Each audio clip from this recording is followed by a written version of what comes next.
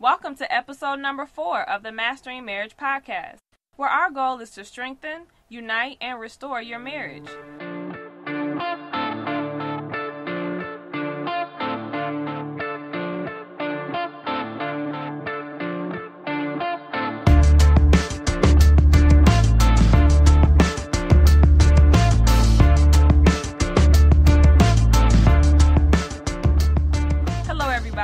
My name is Amanda Taylor, and together with my husband David, we are the co-founders of MendOurMarriage.com.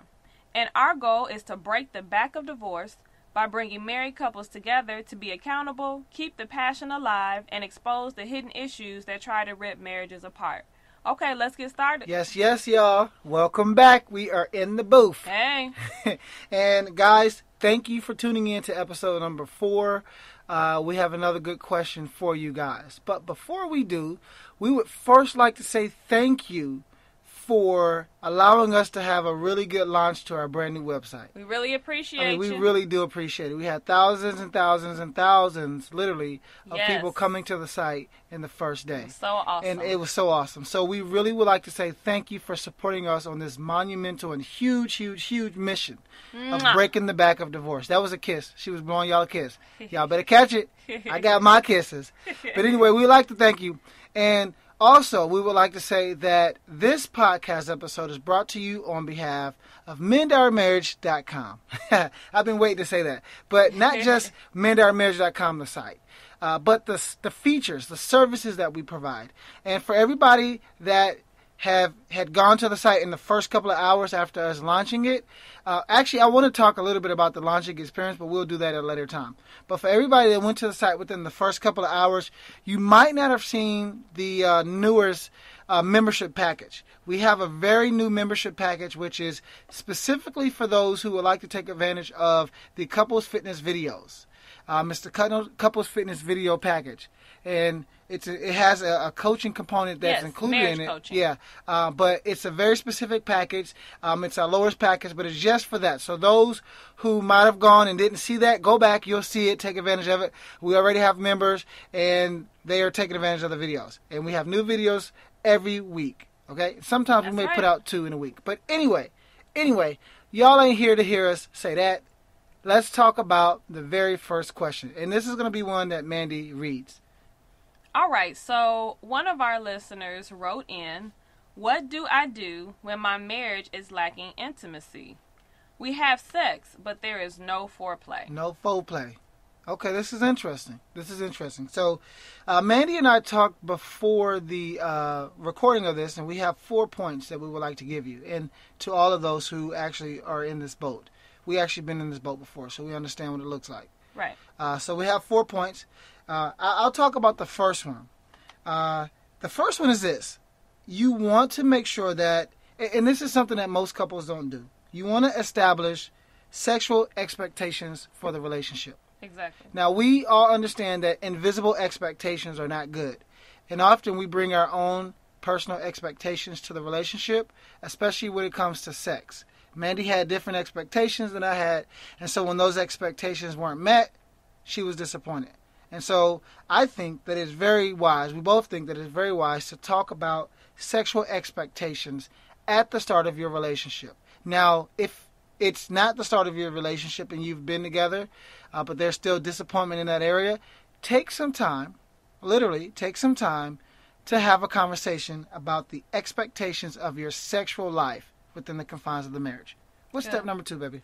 Step number 2 is to learn to satisfy your spouse's needs. Okay. So after those expectations are established and you both understand what the other one desires and you both have come to an agreement as to what you all are comfortable acting upon, then it's going to take practice. It's going to take time for you to learn how to actually satisfy your spouse. Mm-hmm. So, if they like to be kissed on the neck and on their body, Kiss and that neck. They like to they like for you to be really sensual, but you're kissing too light where they can't feel it, or you sucking too hard, that can be more irritable. That can make them more irritable than actually satisfied. Yeah. So you have to, be willing and be open to learn how to satisfy them and not get offended if they say, no, know I don't like that. Exactly. Do it like this. It's okay to fail at this, okay? Exactly. That's how you learn. I know when you get into sex mode, you want to think that you're the Don Dada and you just don't make no mistakes. Don Dada. I don't know. It just came out my head. It just came out. You sound pretty good. Thank you. I appreciate that. But I'm just saying, be willing and open to the idea that you may fail. You may do something that they don't like. Exactly. And don't get embarrassed about it. Yeah. I mean, you know. Or if you do get embarrassed, make it laugh about it. Have fun. Exactly. It's a process. Are we ready to move on? Let's move on. Let's move on. Okay, so number 3 is this. Be willing to make the very first move. Now, if you remember what we talked about when we defined the aspect of love, it means to give. It means to share. And so sex, especially in a relationship, is all about giving. And often we kind of get in our own little space and we sometimes want to receive when it comes to sex. But you have to let the receiving portion be on your partner's responsibility in terms of giving it to you so that you can receive. But you don't necessarily make sex about you. Sex should be a transaction and an experience, and you have to make the first move. Now imagine this. Imagine how wonderful sex would be if both partners are looking to make the first move at the very same time. Yes. You guys are now not arguing about what you're not getting. You're arguing about who can go first. You know, and so the conversation is completely different. Playing double dutch. Yeah, yeah, exactly. So just when you're thinking about, you know, improving the overall quality of your sexual intimacy, make sure that you're thinking about making the first move. Put your partner first and their needs first before yours. Exactly. And for the 4th point, we want you to become more comfortable with sex talk. Mm-hmm. Now, we're not necessarily talking about the dirty talk, you know what I'm saying? But yeah, you need to become comfortable with, you know, how you're going to talk in the bedroom. So that's up to y'all. But what I'm referring to is more so establishing a time, maybe even on a weekly basis, as you're trying to develop this intimate part of your relationship. Mm-hmm. Establish a time each week for you all to talk about, you know, sex. And, you know, talk about, you know, on a regular basis what you like and what you don't like, and, you know, just being comfortable with the language of even talking about your body parts. Yeah. You know what I'm saying? Yeah. So a lot of times people don't do that. It's just assumed, and you just say, hey, you want to? Okay, let's go. Yeah. You need to get comfortable with talking about Let's it. do this position. Let's do that position. I didn't like that position. Exactly. Change this up. I mean, flip this down. Exactly. Something, you know, I'm just saying, that way it's not awkward when the situation comes. Exactly. And if you need to establish what comfortable words you need to use to refer to certain things, then hey, use it. Use it. If it's Mickey and Minnie Mouse, or Mickey and Minnie. You gonna ruin some kids that's going to Disney. Hey, that was a Mickey and Minnie. But baby, whatever. Mickey and Minnie were out playing last night, and that's what you heard. Them kids gonna be. Do whatever. Why works for was you. Minnie screaming? The kids gonna be all messed up, baby. Maybe you should give them something different. But I mean, but the moral of the story is, Mickey do what works for you. Have fun, enjoy each other, and that's how you're going to develop that intimacy. That's how it's going to become more fluid and more natural. Yeah, and reassess, because with that whole part about making sure that you are comfortable with the conversation about sex, you can also pick a period of time, especially, let's say this. You guys have been struggling in this area for a while. And now, you know, you have this new information, these new tools. So you say for the next 1 month, for the next 30 days, we are going to, you know, put this stuff into work. And then after 30 days, we're going to sit down and have a conversation and reassess, is this working or not? And he gets to ask you, you get to ask him or whatever, is this working for me?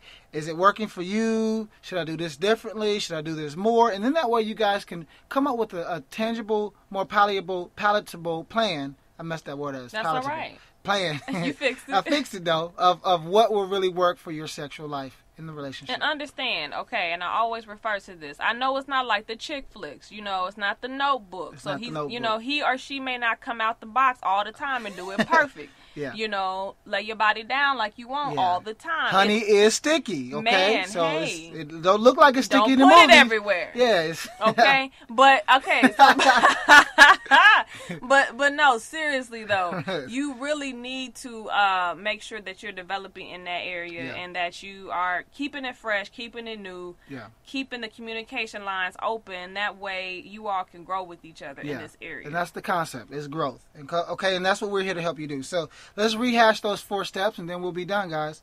And thank you for your time, by the way.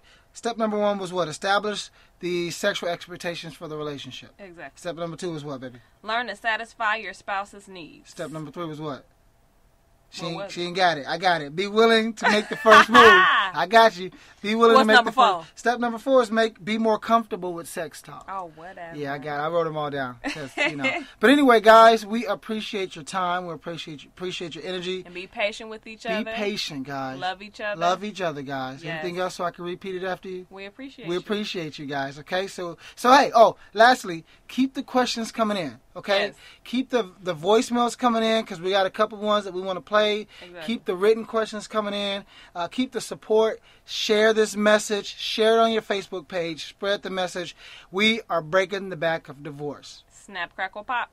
And on that note, we out, y'all. Deuces. Deuces.